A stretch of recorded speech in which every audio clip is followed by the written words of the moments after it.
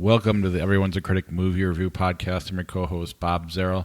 With me, as always, is professional film critic Sean Patrick and Jeff Lasseter. Visit us at ihatecritics.net, everyone's a critic podcast.com. We're on Facebook, Twitter, X, Instagram, whatever. Our handle is Critics Pod. Listen to us at Apple Podcasts, Google Podcasts, Spotify, Stitcher, Alexa, all your podcatchers. Please go to Apple Podcasts, subscribe to the show, rate and review the show. Give us a 5-star review. We'll read your review on the air. YouTube, join us there. I don't know the link to it. And patreon.com/criticspod, the best way to help support the podcast. And then TeePublic, if you go to ihatecritics.net, there's a TeePublic link up in the right-hand corner. I'm sure. Oh, yeah, let's go to your guys' links. Sean, where can people get your movie reviews? You can find, of course, the archive blog with all the stuff from the past 23 years on SeanAtTheMovies.blogspot.com. And then, of course, there's Geeks.media and Horror.media for my most recent stuff. And Jeff, where can people get your art or find you in the coming week? You can find me and my links at jefflasseter.com.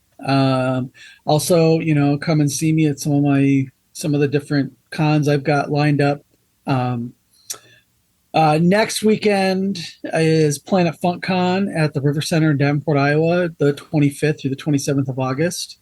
Then the next one I'm doing after that is the Quad City Toy Show at the Rock Island Fairgrounds on the 9th, I think it is.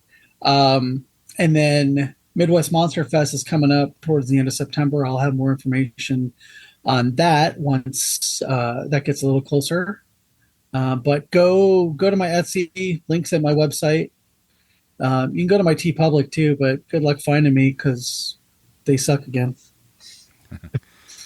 All right, Sean, what's going on in the world of movies right now?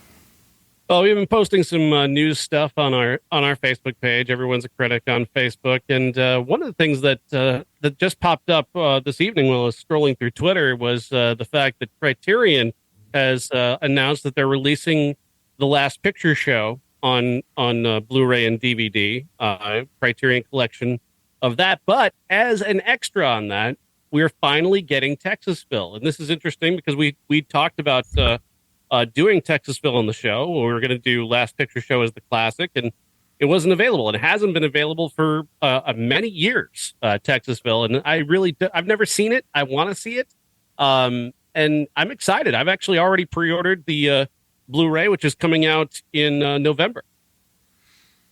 I'll be there at your house when we watch it.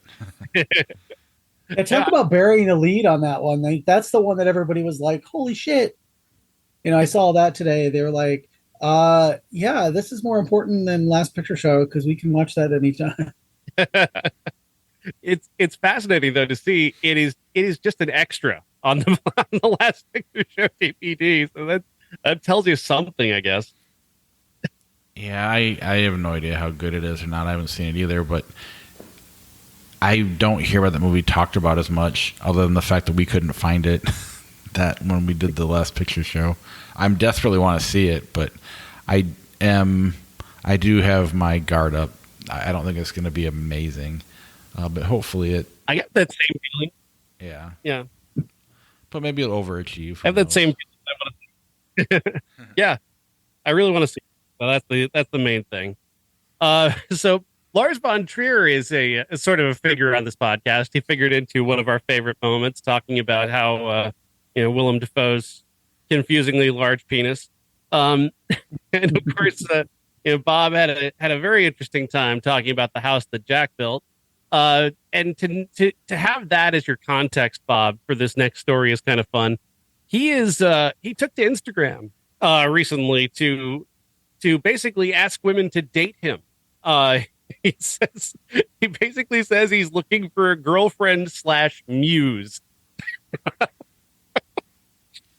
I find this to be a fascinating story. I mean, we've talked about directors being up their own ass before.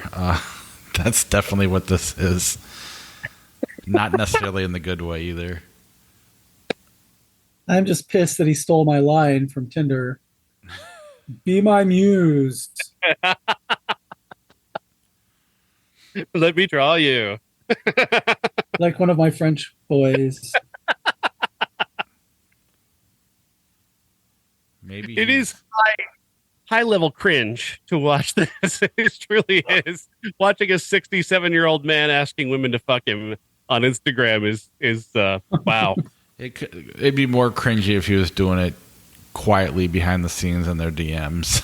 So I guess, yeah. Maybe at least he's upfront. He's always been upfront about being a creep. So I mean, maybe he's doing an art project and he's actually filming this movie as he does. I don't know. he's collecting reactions exactly like this, and will be in the documentary. Hopefully, You got us, Lars. Today's Ben Affleck's birthday. Happy birthday, Ben. Do you have a favorite Ben Affleck movie? Oh Jesus. Gilly. Definitely Gilly.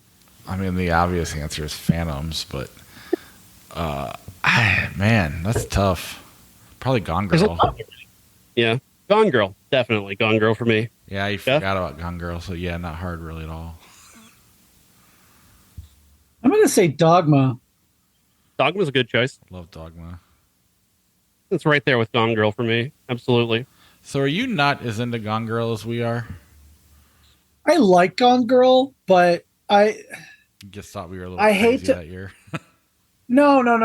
I was one of those middle-aged white women who like just watched everything about Lacey Peterson. And, I was like, oh, I hope she's going to come home, knowing full well she wasn't. And, so seeing that story, basically, I read the book and it was like, okay, I'm literally just reading a fictionalization of the Lacey Peterson case. And then, it gets turned on its head, and I liked it, but it was like, the parallels to real life were just a little too much for me. Although it's an amazing movie. It looks great. It's so well acted. There's full frontal Ben Affleck in it for a split second. I guess full side, but it ticks all those boxes. But it's not my favorite of his movies or of Fincher's movies or whatever. Today is also Jennifer Lawrence's birthday, and I think I'm looking back on it. I think I like everything that Jennifer Lawrence has ever done. No Hard Feelings is hilarious, but for me, when I think of Jennifer Lawrence, I keep going back to Silver Lining Playbook. I think that one for me will always remain incredibly high on my list of things she's done. But I also just recently rewatched The Hunger Games. A friend of mine was just binging through The Hunger Games, and I was at their house, and yeah, she's just amazing in those movies, and really she elevates those from just being another YA action adventure franchise by being so present and so real in those performances. What's the one we should do with Chris Pratt? That was great. Yeah, maybe so there's like everything that she's ever done. So Dark Phoenix. I mean, I think she was good in it. Now we're just taunting Sean. As it should be. Yeah, no, I mean, I agree. Silver Linings Playbook is the one I go back to as well. I love American Hustle too, but she's got a smaller role there, but she does elevate it in that small role. But yeah, I like most everything she's done, but definitely not everything. Winter's She's also Bone. very good in Joy. Yes. Oh, Joy is awesome. Winter's Bone, like Sean said, is great. She's rarely. I mean, I don't think she's bad even in bad movies. Honestly. Yeah, even like that, was it Red Sparrow or whatever? She made it watchable, and she was bold. She was unique. She was challenging, and the movie just didn't meet her. Yeah. What else? Also, Asteroid City is out now for Blu-ray, DVD, and streaming services. It's on Peacock if you want to watch it there. And I highly recommend it. It's in my top 10 of the year still.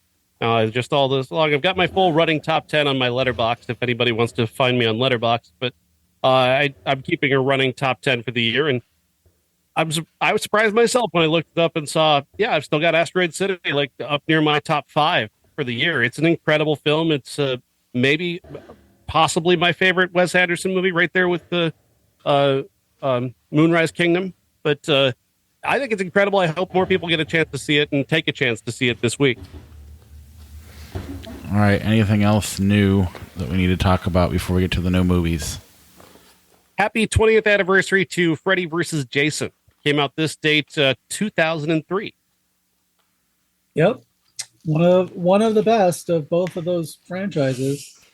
Somebody Jeff, said there's a. Go ahead.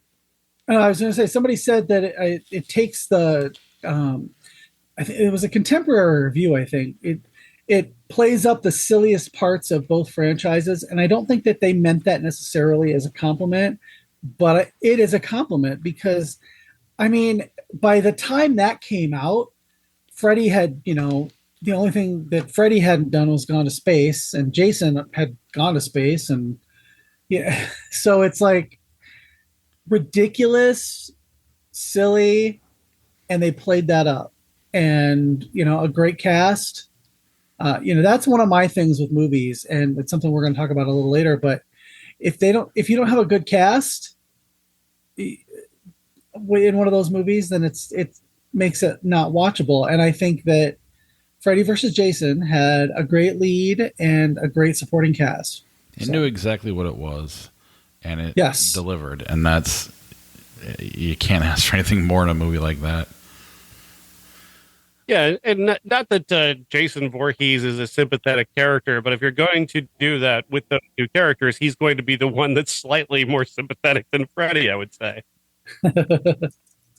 But Jeff, I was going to ask if you had any art related to Freddy versus Jason. Not that one particularly, but I do have a lot of Freddy and I do have a lot of Jason. So I think you should go to my Etsy and you should buy a Freddy and a Jason piece and make them fight. Any other news before we move on to our new movies? There's the whole Blindside thing. I don't know if you've read about that.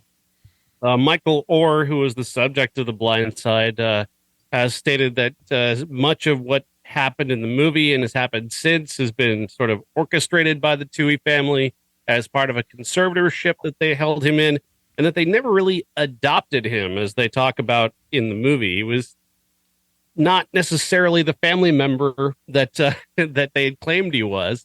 And in fact, they were using this conservatorship to essentially monetize their relationship with him. And it's finally coming out after all these years of him finally trying to be able to monetize his own story, because they monopolized it for so many years and seemingly prevented him from actually, taking his own story and, making money off of it. It's really messed up. And to the point where the controversy has led to people questioning Sandra Bullock and whether or not she deserves to be an Academy Award winner for that movie, which I think is kind of silly. I don't think it's her fault that the subject of the movie is a piece of crap. I think that I don't think that takes away from the fact that she was really great in that movie. She's a great actress, and it's a really entertaining performance. I didn't think it was the best performance of that year, but I do think that it made sense that ended up winning her an Academy Award. If you take it like a typical Academy Award, as a cumulative thing in a person's career, then it made sense. But I did post a link to my original 2009 review of The Blind Side. It doesn't age well for me, especially, but it's up there. It's on our Facebook page if you want to read it. And I do stand by the fact that I think Sandra Bullock is very good in that movie, and I think it's kind of silly to include her in this controversy. Yeah, the only thing she should be included in is the sequel when they cover this trial with her as the lead. All right. Yeah, they definitely should do that. All right. We have kind of a week this week for new movies. Let's start with Last Voyage of Demeter.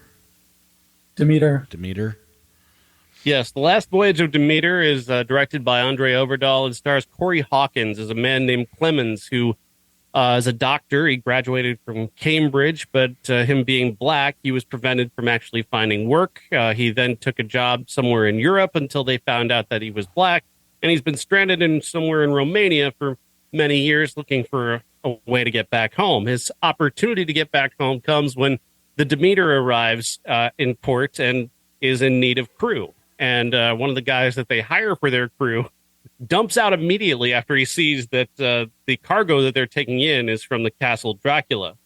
The This does, of course, doesn't mean anything to the crew or to Clemens, so he takes the job and jumps aboard as their ship's doctor and deckhand. And from there, they've got a several-week trip to go around the Horn of Africa to get to England. All the while, they've got Dracula in the hold, and he is feeding throughout and sort of setting up the crew as his daily meal. The last this isn't a bad movie. It's not a bad movie. It's a at times quite good movie. There's some really terrific violence in this movie. The use of fire in this movie is exceptional. There's a couple really gory fire deaths that are just kind of awesome, honestly. One involving a little kid that I just really did not see coming. That was really impressive. I don't like that they kill a dog in this movie. That really bothered me. I really kind of wanted to walk out at that point. But other than that, I liked Corey Hawkins a lot. I thought Corey Hawkins was incredible in this movie. It's a shame that the movie tanked so badly. He's probably going to end up in supporting roles the rest of his career. But nevertheless, the young woman who co-stars in the movie is really exceptional. She's got a very complicated backstory and delivers a very complicated performance that has a terrific ending. Overall, yeah, I think it's good. I don't think it's great. I think it's quite good, and I'm recommending it. Jeff, did you see it? Yeah, I did. I saw it Thursday night, and I'm kind of surprised it tanked because I went to the 5 o'clock show and it had quite a few people. For a 5 o'clock on a Thursday, it had a pretty decent showing. God, what a cast! I mean, everybody in it just was so perfectly cast in their roles. Corey Hawkins, I haven't seen him in a lot, but I was just like, wow, he's the smartest one there, book smart, but between the captain and him, they know what's going on and they know what do we have to do, and nobody wants to listen to him except for the captain finally. And he comes across as just so like in charge. And like Sean said, it's a shame that it did not do well because it sets it up for a sequel at the end. And I would love to see him hunting down Dracula in 1880s Great Britain or wherever they go. The fact that it's on the ship and it's just based on, almost just a line in one of the chapters of the novel Dracula, and it what's to happen or what's supposed to happen, what does happen, that's coming based on the very first scene of the movie, but you get so invested in the characters as they go that you're like, well, certainly they can't kill this person. Certainly they can't kill this person. And they do.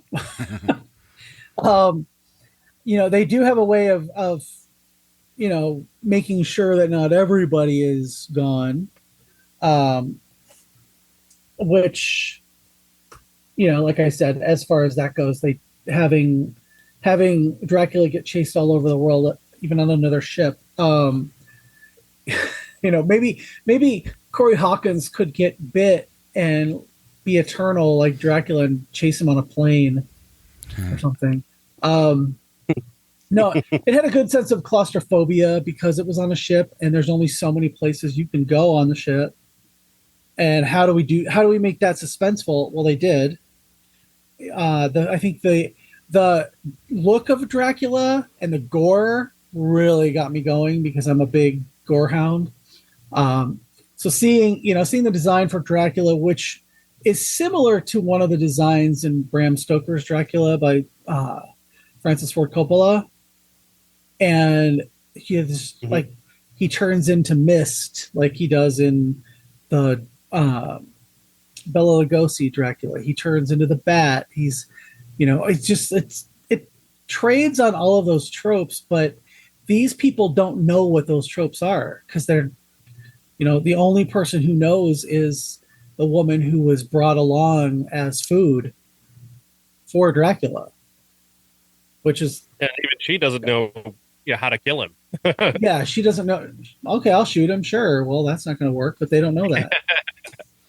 What I love about this is that there's a certain element of like experimentation from the writers, because they are taking just this one small piece, a mention of the ship captain being lashed to the wheel of the boat, and that's really all you know about the Demeter story, is that the captain was found lashed to the wheel. How he got there is unknown, and that's where they kind of that's the jumping off point for this sort of experiment. Like, what could have happened then on the boat that led to him being in this situation? And they came up with a lot of unique ideas to get there. And I do think that Corey Hawkins does have some main character powers in terms of how he, makes his way through the plot. But there is a good deal of suspense because the story that we've been told, the story that we know about the Demeter, is that no one survived. That is the lore, if you will, from Bram Stoker's book. So you're looking at this going, well, if the book says no one survived, we're about to watch everyone die. And then a couple characters you wouldn't expect to die. And you're like, oh, okay, there really is no one safe here. And that does work in terms of creating suspense. I think there are elements that the movie could do better. I think Andre Overdahl is kind of a average director at best. He's a carpenter, not an artist. He cobbles things well, but I don't think he's a tremendously insightful director, or certainly not a director who gets to any kind of emotional cores. I think he leaves that to his actors. And what Corey Hawkins does incredibly well in the movie is his character is incredibly rational. He believes in science, and he's desperately seeking a way to explain this. He's not ahead of the Dracula curve in any way. He doesn't want to believe that this is some kind of supernatural beast or creature. He wants to find a way to rationalize this, and he can't. And that challenge to his rational approach, as well as the cook in the movie, who's not a big character, but he's a deeply religious character who has another rationalization going on, having both of their values challenged. That's an interesting idea that I think if the cook character were more interesting or more useful, that could have played out in a little bit more of a thoughtful way. But still, the gore, like you said, is fantastic. I looked up a few stats on it. It was supposed to come out January 27th of this year. It's got a 51% on Rotten Tomatoes, 52% on Metacritic. Cinema score is B-. And the budget was $45 million, and it made 11, I think. 6.5 is what I read. It says get projected between 6 and 11. Sorry, I didn't actually look up. I'm at Wikipedia. I'm not at actual fact places. Yeah, according to Box Office Mojo, anyway, which is not a great source anymore, but 6.5 million opening weekend. They're projecting it out to maybe make between 11 and 12 million dollars in its run, which is not great. That's not counting the international numbers. We don't know what it'll do, if it'll do anything internationally, especially without having like a big lead. Corey Hawkins is great, but he's not a big name lead actor. So this is the second time this year that the Dracula character has failed at the box office. So Renfield failed at the box office as well. It's going to lose a lot of money. And it leads to a question as to whether or not Dracula is still relevant and if they're capable of keeping that character alive and continuing to return to this story. Well, they didn't market this one well at all because this is the first I'm hearing of it. So not that, I'm looking at, all sorts of movie stuff all day long, but, I knew what Renfield was at least. It's, I would think something like this, it takes it seriously, could have done better if it was properly marketed.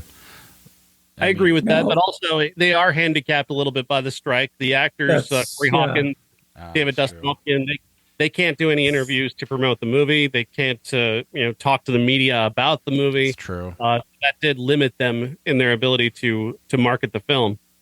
Absolutely. I did hear. Go ahead. Well, I never saw any trailers before any movies that I've gone to recently, so like I didn't know anything about this prior to this episode. I did see a couple. I did see the trailer. I go to a lot more movies than you do, Right. Which is something I never thought I'd say.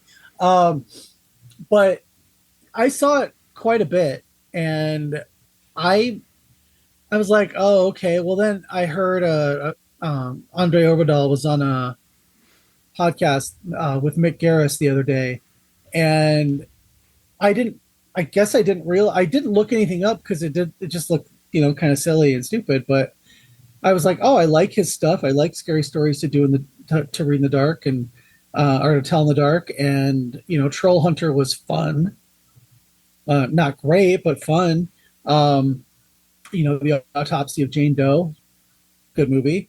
I was like, oh, and the only reason I heard that was because they recorded it before the strike. And I think the fact that you can't go on these, like late night shows, you can't go on podcasts and promote stuff. I think that is a big part of why this movie tanked, because they couldn't promote it. There's no red carpet premiere.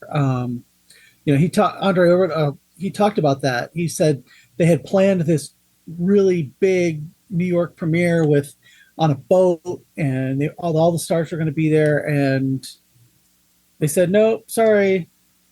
So they canceled it. But I really think that with the proper push, it could have done much better, and it should have. I think it'll do well on streaming. I'm sure it'll be out before Halloween, and it'll be a good, Halloween movie that people discover there. Like, we talked a couple of weeks ago about Cobweb, and apparently right now that's the number one movie on iTunes or Apple Movies or whatever they're calling it now. So it's like these movies can find a second life in streaming, but I hate to see it, because then, it just spells the death of actual movies. But they also make less money when they find it on streaming too. Oh yeah. Like on video, a lot of the movies would make their budget back by when DVDs and Blu-rays and whatnot. Now it's just like it still takes forever. Plus, maybe once the strike's over, we'll have stats and. Mm-hmm. According to Hollywood accounting, no movie has ever made any money. So. Good point. How did Jules do? I have no idea. I didn't see it. Oh, we'll cross out the list and move on to our classics. Nobody wanted to pay me for that one, so I was not interested in seeing it. Nice. Instead of doing a typical classic this week, we're doing kind of a mini career retrospective of William Friedkin. We've done The Exorcist, French Connection before. I think we've even done Cruising before, but we're going to talk about all of those plus The Sorcerer. So where do you guys want to start? Well, I'll jump in and I'll do my usual, controversial thing of talking about how I don't like The Exorcist. I'm not impressed with The Exorcist. I find it to be tedious to watch. I don't like the performances. I just don't like the way Friedkin structures the film. I don't find it nearly as striking as most people do. I think the way that Linda Blair is used in the movie is more gross and intention. It's like intended to shock you in a way that I find to be like kind of edgelord, like early form edgelord. And that to me just didn't move me. It hasn't moved me a single time when I've watched it. You're wrong. 100%. I'm wrong about my opinion. Okay. Yes. Oh, yes, very much so. I don't. I just, for the time when it came out, there just wasn't stuff like this. I love the way he freaking structured it. It wasn't. I mean, what I hate about today's possession movies is how they're structured, and I think he did a great job of making it, hiding this horror movie in a drama, and slow burn took care of itself. I feel like if I had seen it when it came out, I would be talking about it like everybody else does, and I definitely try to put myself in that position when I watch it, because I do. I mean, I think it's every bit what Hereditary did. I'm sure that did the same thing when it came out way back when, because nobody had seen anything like it, and I think that context matters with probably all four of these movies we're going to talk about. But anyway, Jeff, I wasn't alive in 1971, so I don't care. Neither was I. But I do care. Well, it came out in 1972.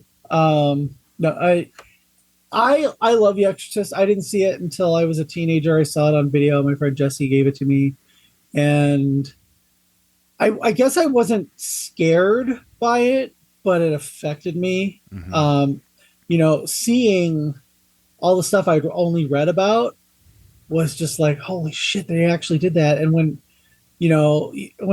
she's fucking herself with the crucifix saying, let Jesus, I was like, whoa, I'd never even read about that. That was shocking to me.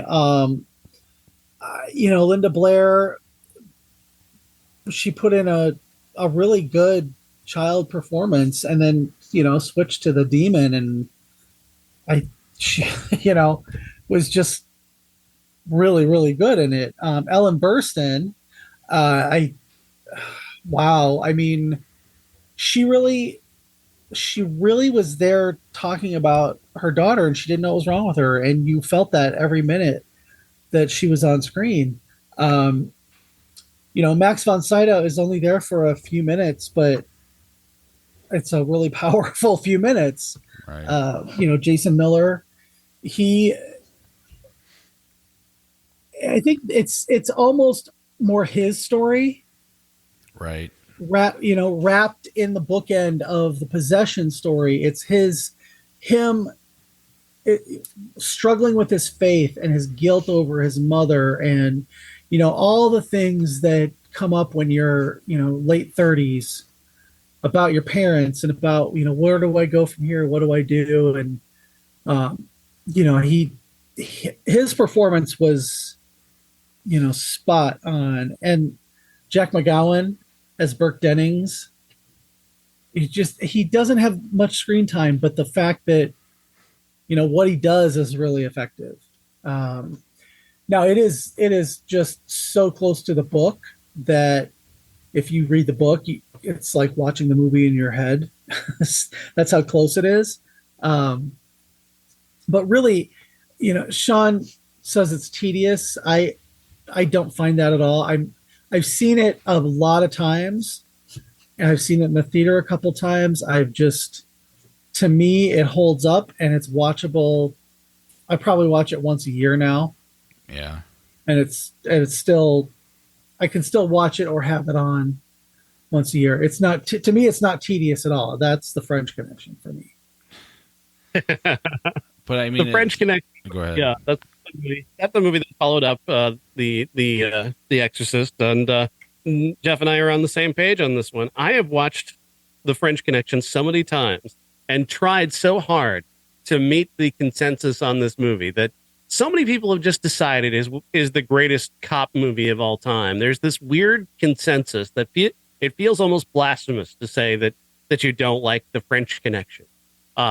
People come back to you, how could you not like the French Connection? And I look back at them and I go, did you see it? Because it's really not that entertaining. And I've had people tell me, well, you just don't have a great, you don't have patience for it anymore. Like you watch too many Fast and Furious movies or whatever. And I just find it to be tiresome. I don't, the chase scenes, the following the guy around New York, the French guy around New York, all those times. Popeye Doyle is one of the worst cops in history. he gets made so easily, so many times during this undercover thing that he's doing, that he engages in the dumbest car chase in history that nearly kills a bunch of civilians and himself. And people go, that's the greatest chase scene of all time. No, they nearly killed people for real because this idiot thought it'd be a great idea to film this thing for real. That's not impressive. Give me what Tom Cruise did in Mission Impossible. That was fully planned out, and it looks fucking phenomenal. As opposed to this thing where they just slapped together at the last minute. By the way, this wasn't even in the original script. The car chase was thrown in because an executive said, well, you need a chase scene. Throw in a chase scene 4 days before they started shooting. So this was not some organic choice to add to the story of this movie. It was something that was mandated by their corporate overlords to put in it. So again, that's just another thing that takes away from the supposed mystique of this movie. And I'm coming off like I don't like William Friedkin. I'm going to talk about a couple other movies later on that I think are absolutely fucking brilliant. So we'll get to that. But this one really does nothing for me. And when you get to that end and you see that Popeye Doyle fucked up everything, how does anybody reflect on is it supposed to be that he's a fuck up? Did I miss the point that this movie is about being the worst detective in New York who fucks up an entire case and gets innocent people killed? Yes. Okay. Then I missed the point. No, I don't know. I'm just making that up. I watched it for the first time. Right. Sorry. No, you go ahead. You go ahead. I watched it for the first time last week. I bought it to watch, and I started it, but I wasn't paying attention to it or anything. And I ended up working on the Frankenhooker piece that you posted, Sean, because I was just kind of like, I'm not really feeling this. And I think when you talk about like the chase, that it's the idea of how they did it. That's the good thing about it. It's not a good chase as far as I'm concerned. But it's the way that they, we did it guerrilla filmmaking style, and I just was bored. More of that edgelord nonsense that people see as brilliance. It's that thing where the most confident guy in the room, gets everybody's attention because he's being the most confident, but he's not the smartest. he's just saying something stupid very, very confidently. Like, let's do this stupid chase scene where we've planned nothing and we might get our crew and regular people in the street killed. I think that's cooler than planning it out. I mean, again, I think it's back to when it came out, the context of that time. I always, that's just something I like to do as a viewer, is look at what came out with it, what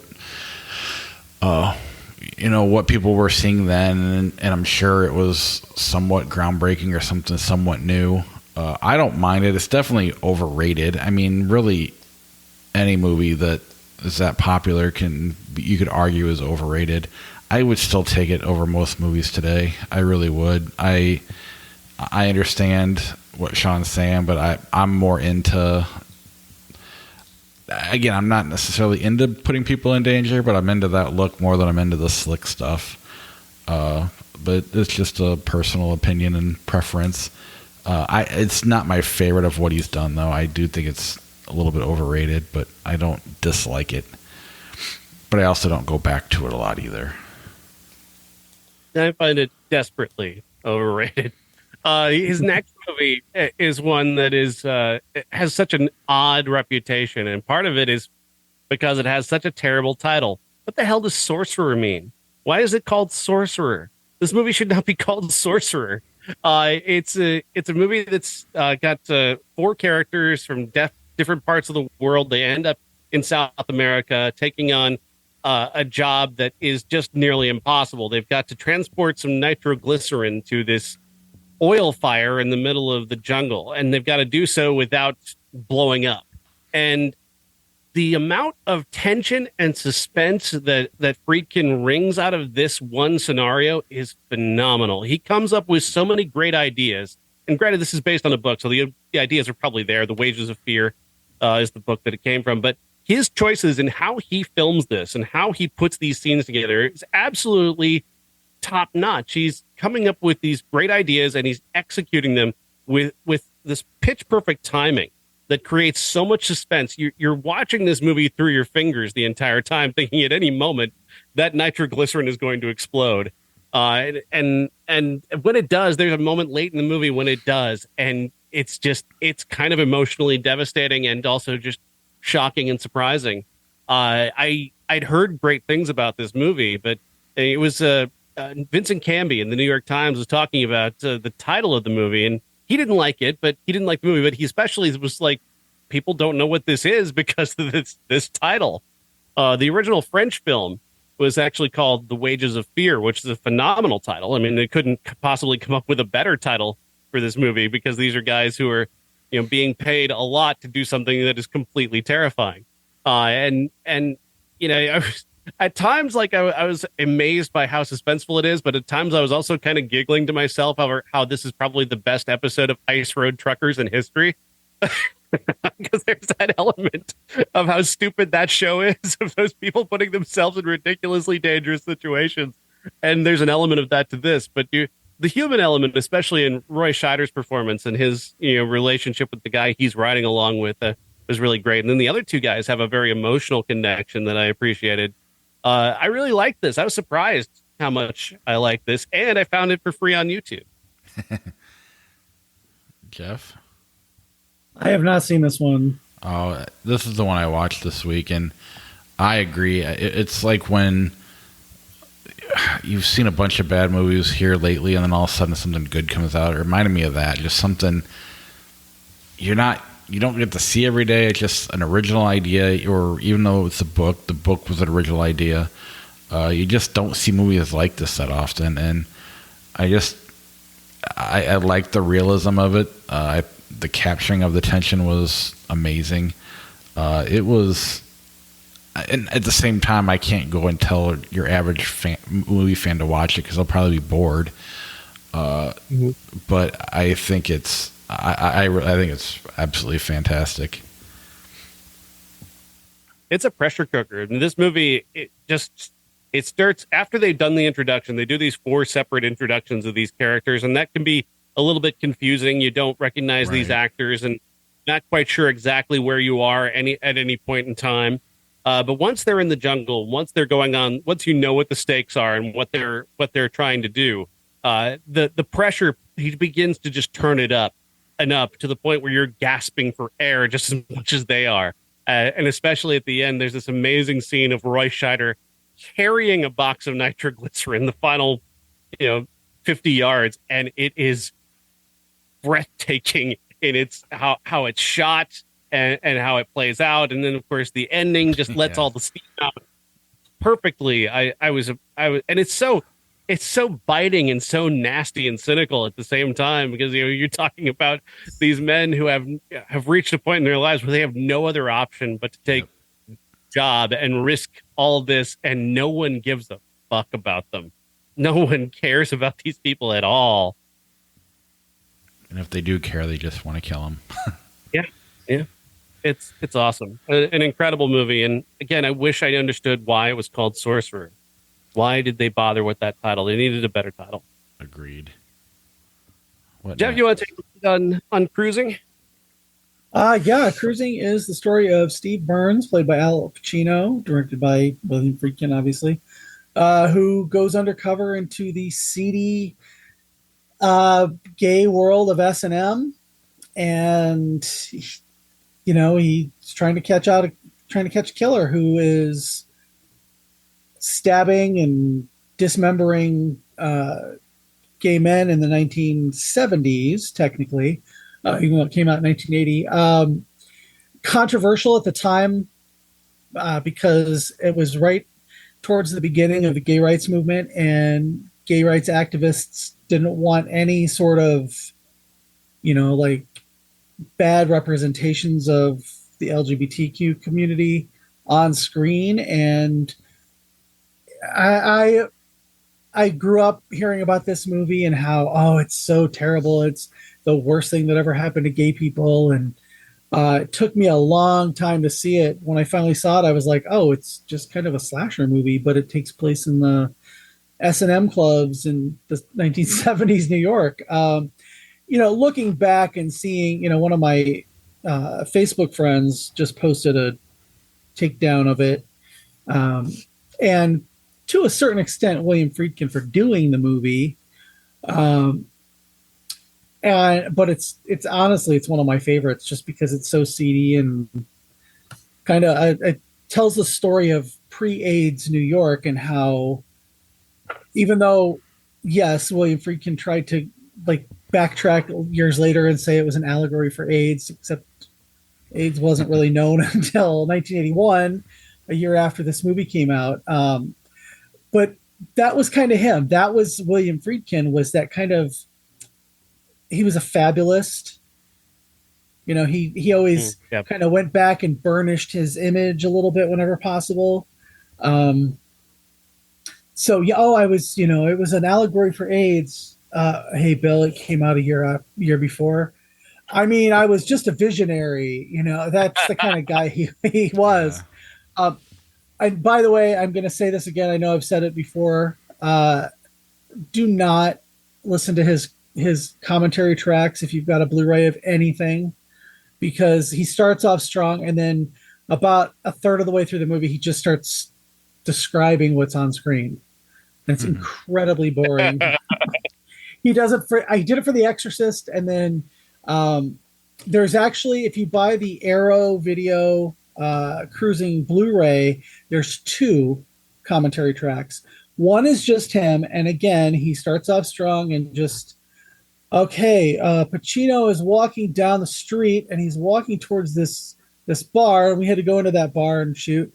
And he's walking in the door, and he's just describing what's going on the screen. But then there's another one where somebody's actually asking him questions and interviewing him through the movie. That's so much better. But yeah, Cruising, it's got a lot of people before they were famous. It's got some great performances, like Gene Davis, Brad Davis's brother, who was also in Sean's favorite movie, 10 to Midnight.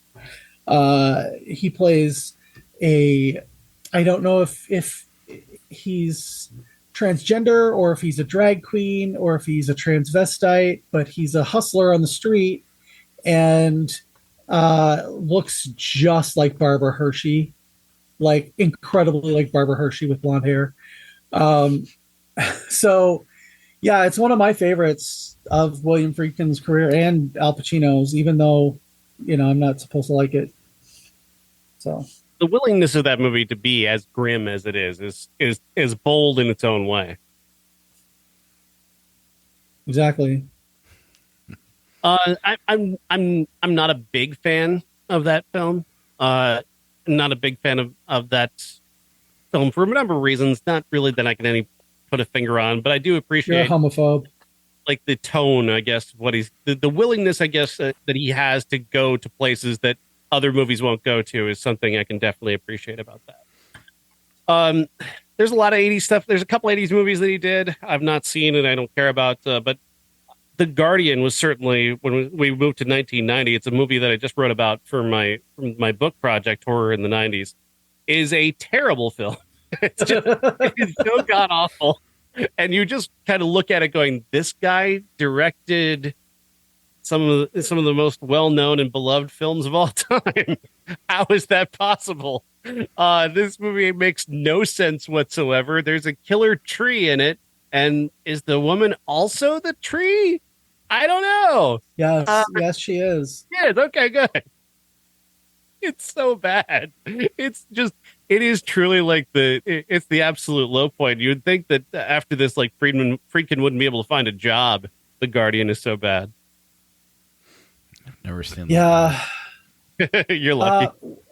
Jenny Agutter plays a nanny who is really just gathering sacrifices for herself, the tree person.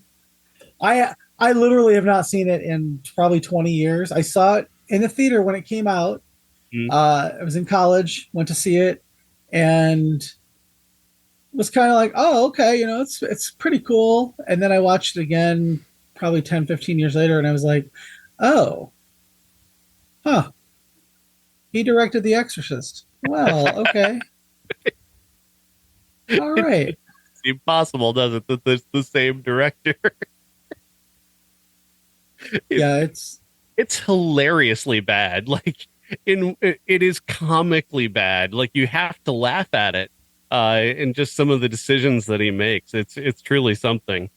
But he didn't work for a while after that. And then when he did, he came back and in a big, big way with two really incredible films in the early 2000s that I think more people need to talk about. One is called The Hunted with Benicio del Toro and Tommy Lee Jones, which is about a war veteran played by Benicio del Toro. He was in Bosnia. He witnessed some of the worst atrocities in human history. He came back from that, deeply troubled and living in the forest, and he starts taking kind of his anger and his rage out on people who harm animals. But there might be something more to that. People think he's paranoid, but they may also be trying to kill him. Tommy Lee Jones is a guy who taught him to be a soldier and is called in to try and bring him back from wherever he is now. And the film really is a nonstop chase that never lets up from beginning to end. Benicio del Toro is incredible in it, and there is a knife fight scene in this movie that is spectacular. Easily the best knife fight I've ever seen in a movie. It's so incredibly well choreographed, and the chemistry between del Toro and Tommy Lee Jones is off the charts. I think this, or the other movie I'm going to talk about, is perhaps my favorite movie that William Friedkin ever made. I haven't seen The Hunted. Yeah, same. The other one that might be in contention for my favorite Friedkin movie is Bug with Michael Shannon and Ashley Judd. This is a terrifying, gross, disgusting movie. Ashley Judd plays a waitress who has escaped from an abusive relationship, but now her abuser is out again. So it's kind of creating more emotional problems for her.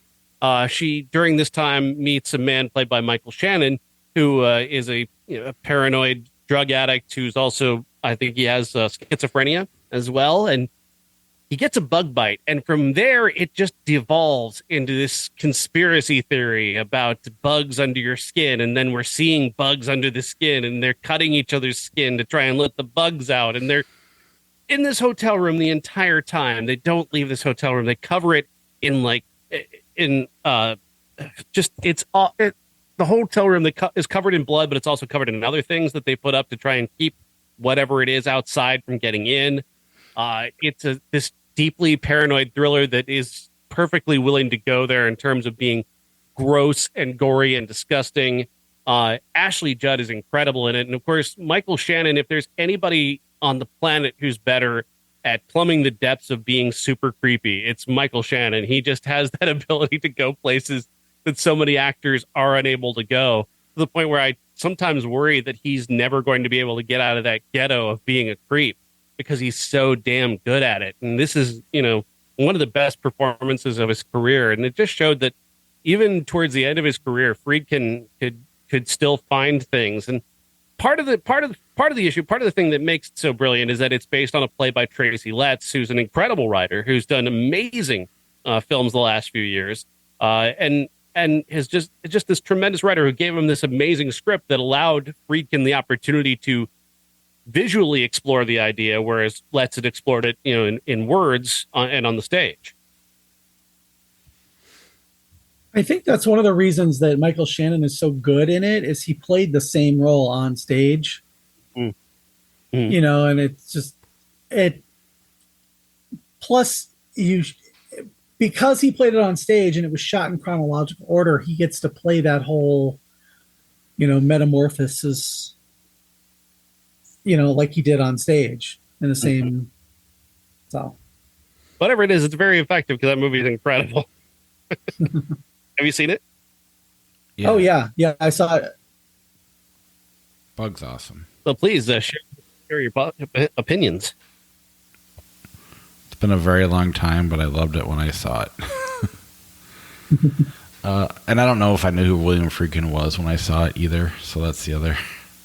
or that I knew that he directed it. I mean, a lot of I didn't know he directed Jade or Blue Chips, or I guess what's so cool about him is that he wasn't afraid to fail fantastically. That's true. And absolutely. And that is actually a strength for a good artist. Is like Killer Joe. I don't know if it's good or bad, but it's an experience, which I think he did after. Bug several years 2011. later. Also written by Tracy Letts. Yeah, I like him as a director. I like To Live and Die in L.A. I like a lot of what he's done. Or at least I respect it. I like the fact that he doesn't really care if it's good or not. He just does what he wants to do, and I just think that's neat. He's a great interview. Like probably a boring commentary track, like Jeff said, but like him and Mark Maron had a great podcast, I thought, several years ago. I don't know. I think he deserves the reputation he has. Even if stuff could be argued that it's overrated, I still think he's very good. I think he's incredibly talented, and like I said, I was shocked by both The Hunted and Bug, just how great those movies were. And they were not well liked at the time. They're probably still probably a lot of people who don't remember them at all. If they do, they have probably a negative opinion. But trust me when I tell you, both those movies have an intensity and a direction that is very.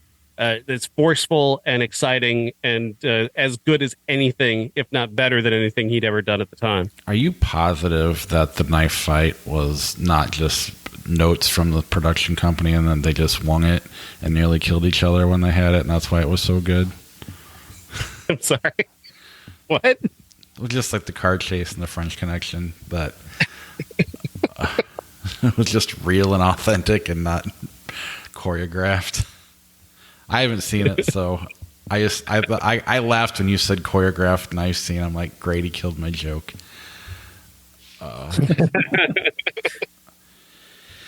Anyway, anything else on William Friedkin before we move on? Jeff, any thoughts? Just like I said, do not watch his commentary tracks. All right. 1993, Jason went to hell. Yeah, he did, didn't he? Oh, if only he'd boy. never come back. Jeff, tell us about Jason Goes to Hell. Well, if you're a fan of Friday the 13th like I am, this was so anticipated. Jason Goes to Hell was, quite honestly, it was a placeholder movie for Freddy versus Jason. They were trying to think of things to do because Freddy versus Jason was getting so, held up. And that's why this movie and Jason X exist, basically. So Jason Goes to Hell is the story of how Jason got to be unkillable, so to speak. The beginning of the movie is set up like every other Friday the 13th movie. You've got a woman who is going to a remote cabin near Crystal Lake, and she does all the things that you do in a Friday the 13th movie. You go to the dark cabin, you decide, you know what, it would be perfect is to take a shower or a bath and get naked. And there's lots of little, it's the beginning of the movie is very effective, quite honestly. She does all the things that you expect. Jason finally emerges and chases her into the woods in a towel because it's a Friday the 13th movie. And she gets to a clearing, she turns around, and all of a sudden all these floodlights come on, and Jason is surrounded by the FBI, who has actually drawn him out there to kill him once and for all. Because in this movie, they know that Jason exists and they know he's unkillable, so they shoot him 100 times and they blow him the fuck up. there's the scene where his flaming head goes flying across the screen and lands next to his still beating heart. And from there, the story jumps to Youngstown, Ohio, where the coroner then eats the heart. Why? Because he's drawn to the heart. He sees it, and the intrusive thoughts won that day, and he just takes a big bite out of the heart, and Jason infects him, basically. From there, he makes his way back to Crystal Lake because he wants to be reborn through a Voorhees woman, which would be his sister, who heretofore has never existed. We've never heard anything about anybody but his mother. And he is going to be reborn through his sister, played by Erin Gray from Buck Rogers fame. And we meet his niece and his grandniece, and the guy who's going to save them from Jason, who was also in the Friday the 13th TV series, but is a completely different character. And Jason's niece is going to marry the guy who runs a like tabloid TV show. It gets very convoluted, and then Jason strips Jason is the body of the coroner. all right. Strips. Yeah, it's got some great kills, but boy, The William Friedkin commentary track on it's amazing, though. Oh, We'll be talking Jason Goes to Hell and Surf Ninjas on the next issue, and the next edition of the 93 podcast. So that'll be our next double feature. Yeah, I was wondering what you're going to do next week because there wasn't a whole lot in Surf Ninjas, and I figured it was either going to be that or Hard Target. So I'm glad you're doing Surf Ninjas.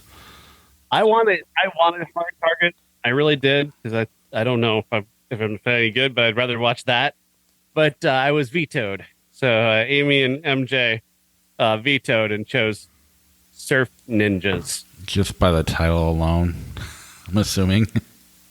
I think Amy just wants to make fun of Rob Schneider. I think that's really the only motivating factor. I mean, that's not hard. That's what I said. Next week, let's do a segment. Let's do a segment on the show where I describe a movie. Okay. Next week we got Blue Beetle, Strays, and our classic is Stir of Echoes. Because we just want to watch it. Yeah. Full disclosure, I watched it last week. I watched it recently too. I listened to the audio when I was. Yeah, it's. I loved it when it came out. I got to see it in an empty theater, which for some reason made it even creepier. And I actually liked it better than Sixth Sense, which I think came out that year as well. Yeah. I've heard that it may be joining the Criterion Collection as well. Good. I think that movie's horribly underrated. All right. And I can't remember if Kevin Bacon's penis is in it or not. It is not. Well, I mean, technically, it's always in it. It is under his clothes. I guess the big flaws, the riffs to Paint It Black are pretty. It's kind of hard to not know what that is. Mm-hmm. But anyway, what do you guys want to run through Flick Chart? Any specific Friedkin movie? Let's do Cruising. Okay. I don't think it'll get very far, but sure. Well, we can do that, and then we can do The French Connection. Works for me. Cruising, Father of the Bride, Part 2. Cruising. Agreed. Cruising, The Boston Strangler. Cruising. Cruising, Shang-Chi, The Legend of Ten Rings. Shang-Chi. I'm going to say Cruising. I'm just going to always say Cruising. I'm hoping that the poster that I designed that is on IMDb, I'm hoping that comes up as one of the posters. All right, I have to flip for it because I have not seen Shang-Chi. And Cruising wins. Yeah. Cruising Insomnia. Al Pacino versus Al Pacino. I'm like I said, I'm gonna go with Cruising just because I'll go Insomnia. I'm an easy lay for that movie. I'll go Insomnia. Cruising, Master and Commander. Master and Commander. Cruising. I hate Master and Commander. Really? I just could not get into it. I tried watching it one night and I just really could not get into it. What if a bunch of the guys on the ship got set on fire? Okay. I'll go Master If they were Commander. like vampires. Yeah, they explode like vampires. Oh my god. Cruising Tourist Trap. You asked for this. Oh fuck. Asked for this. Cruising. Oh. Okay. I'm gonna say Cruising. Although Tourist Trap it's steadily becoming one of my favorites. But Cruising, yes, Cruising. I have a 40-inch by 60-inch Cruising poster from Italy hanging in my bedroom, so I don't have a Tourist Trap poster, although that's what I gotta get. Cruising, Kiss Kiss, Bang Bang. Kiss Kiss Bang Bang. Yes. I know what you're picking, so go ahead and pick it. I'm gonna pick Cruising. Cruising, Shrek Forever After.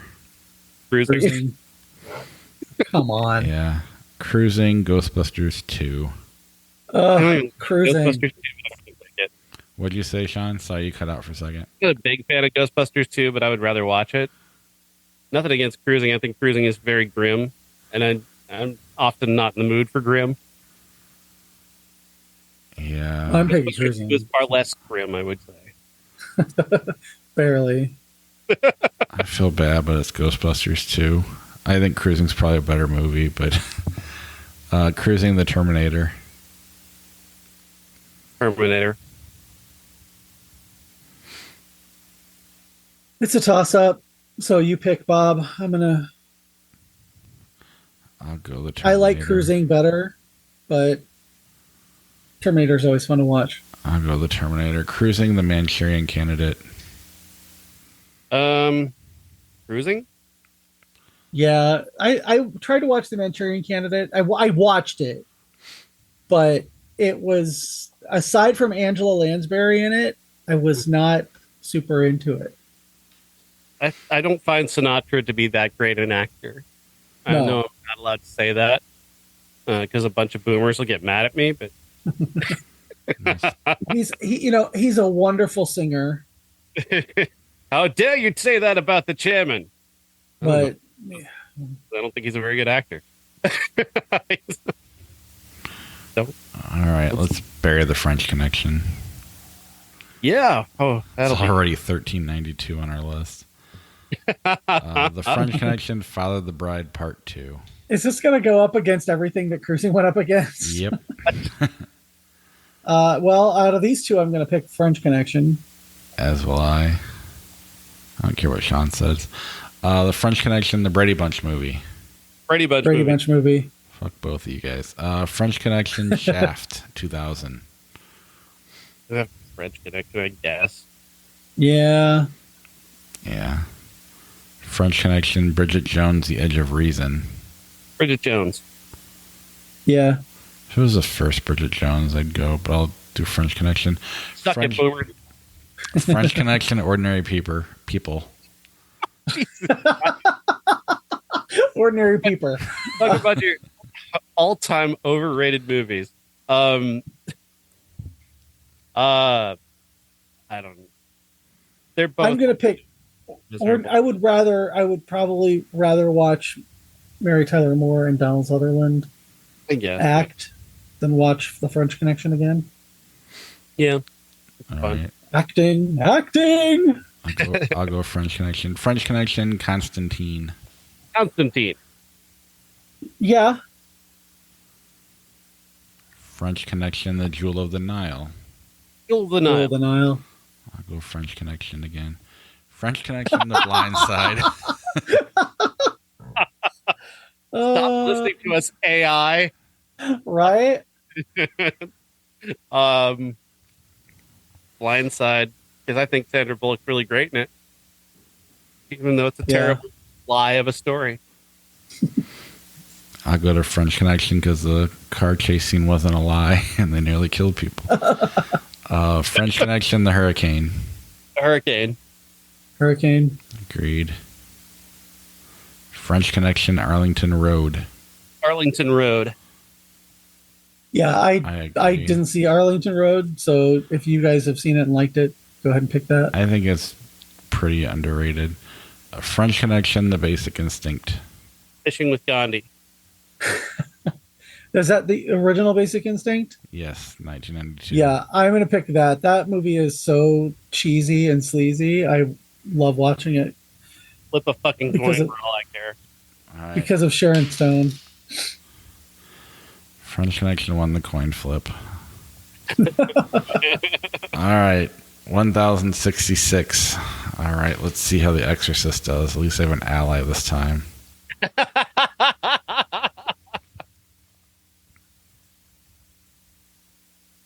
I'm not looking forward to that sequel by David Gordon Green, though. Not at all. No, that looks terrible. Exorcist, Father of the Bride, Part 2. The Exorcist. I'm kidding. Fuck you, Sean. The Exorcist or the Brady Bunch movie? Not kidding about this one. Brady Bunch. The Exorcist. By a lot. Exorcist, Lost Highway. Lost Highway. It's still The Exorcist. Lost Highway kind of sucks. Exorcist, Insomnia. Insomnia. Still The I'm Exorcist. going The Exorcist. Ooh, Exorcist or The Shining? The Shining.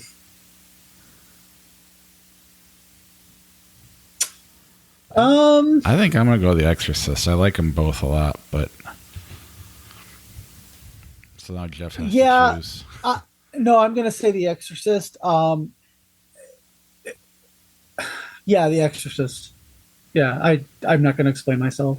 Two all-time classics. Exorcist, Rocky 3. Rocky 3. Exorcist. My God, Sean, you really hate this movie. The Exorcist, Dracula, 1931. Dracula, all the way. I will say Dracula on this one. I'll still say Exorcist just to give it a vote, but they're both classics. Burn After Reading, The Exorcist. Burn After Reading. I'm going to pick The Exorcist because I will watch that again. I liked Burn After Reading, but I don't need to see it again. I agree. I really do think The Exorcist is an all-time classic. I do too. Exorcist, Donnie Darko. Donnie Darko. Exorcist. Agreed. Love Donnie Darko. The Exorcist. Exorcist, 12 Years a Slave. How is that number 25 of our all-time list? 12 Years a Slave. You know, you talk about grim movies. I can't watch 12 Years a Slave again. I hear you. I will watch The Exorcist once a year. I will watch her stick that crucifix where the sun doesn't shine. Well, isn't that the movie where Brad Pitt comes out and saves the day? The producer of the film. Basically. Recall that it being exactly what the story was. Well, I know, but he was a producer, and he pops up at the end as a good guy. And that took me out of it a little bit. The Exorcist, A Star Is Born, 2018. A Star Is Born. Exorcist. That is harder for me. But I still think I'll take The Exorcist. I love A Star Is Born, though. Number 23 against Sean's wishes. Since Jeff hasn't seen The Sorcerer, should we not do that one, or do you want to run it? Yeah, anyway? we'll just leave Sorcerer off until... I'll watch it and we can do it some other time. Sounds good. All right, everybody. Should we do Jaws 2 again? Nope. Have a good night, everybody. Good night. Bye.